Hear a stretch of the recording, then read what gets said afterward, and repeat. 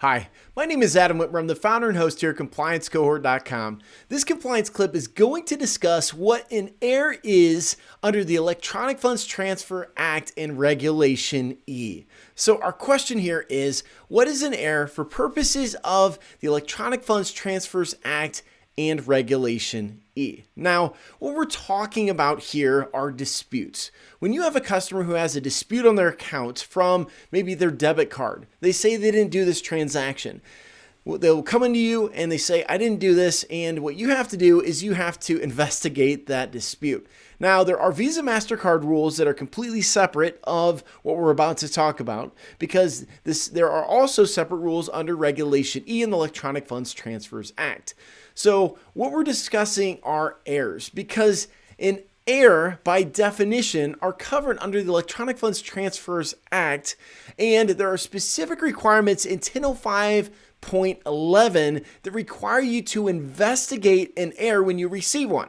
So that's what we're talking about here, is errors for purposes of the Electronic Funds Transfer Act and for Regulation E and for dispute purposes. Now, of course, the answer to this is going to come in 1005.11 of Regulation E, but it's also going to come from a couple of other places. We're going to look at the definition section of Regulation E. We're going to talk about the liability section, and we will also discuss the frequently asked question, number one, under the CFPB's frequently asked questions for electronic funds transfers, under frequently asked question number one under the category of error resolution.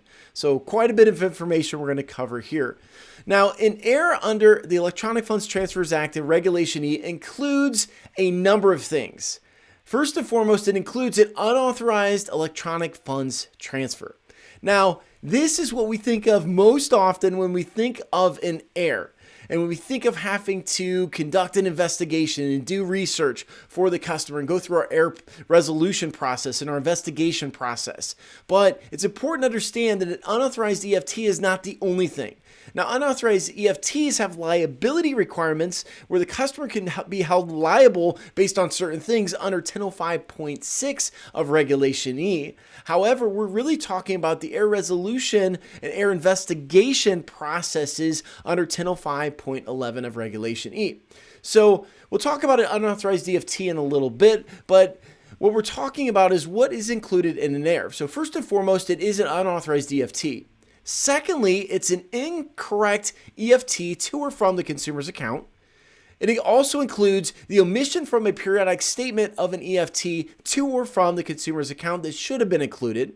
It also includes a computational or bookkeeping error made by the financial institution relating to an electronic funds transfer.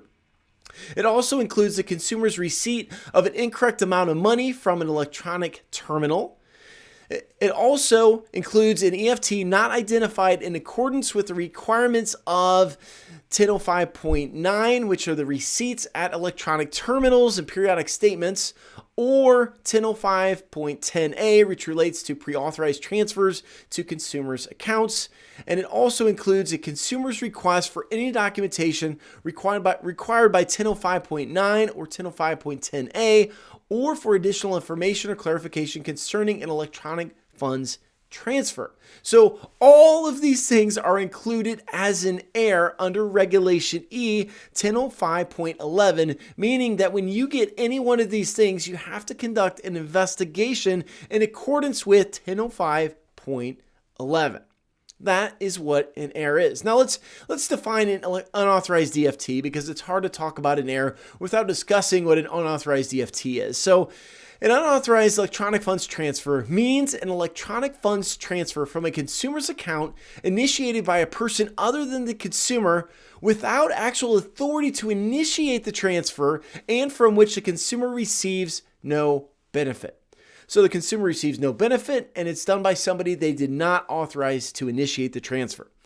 Now, the term does not include a number of things. For example, it does not include an electronic funds transfer initiated by a person who has furnished the access device to the consumer's account by the actual consumer, unless the consumer had notified the financial institution the transfers by that person are no longer authorized, in which that case you would have canceled the card and given them reissued a new card if you reissued one at all. It also does not include electronic funds transfer initiated with fraudulent intent by the consumer or any person acting in concert with the consumer, and also does not include electronic funds transfer initiated by the financial institution or its employee. Now, the commentary clarifies a number of things, and there's just a couple of things I want to point out. First and foremost, when they talk about a transfer by an institution's employee, what they say is the consumer has no liability for erroneous or fraudulent transfers initiated by an employee of a financial institution. So while other unauthorized EFTs have potential consumer liability, an unauthorized EFT by an employee of a financial institution has zero liability. That's what they're talking about there. Also, they say an unauthorized EFT includes a transfer initiated by a person who obtained the access device from the consumer through fraud or robbery. Also, they talk about forced initiation. They say an EFT at an ATM is an unauthorized transfer if the consumer has been induced by force to initiate that transfer. So that is an unauthorized EFT. Now, going back to an error. Now, there are a couple of things that are excluded by the Regulation E, in the definition of an error. So an error does not include a number of things. It does not include a routine inquiry about the consumer's account balance. It does not include a request for information for tax or other record-keeping purposes, and it does not include a request for duplicate copies of documentation. So that is an error. Now, this is just a compliance clip. We're not taking a deep dive into Regulation E, which I hope to have a class at some point that does that. I've taught on Regulation E previously, but this is really just one little piece of the larger Regulation E process. So hopefully this was beneficial. This is talking about an error under Regulation E. And that's all I have for you for this compliance clip.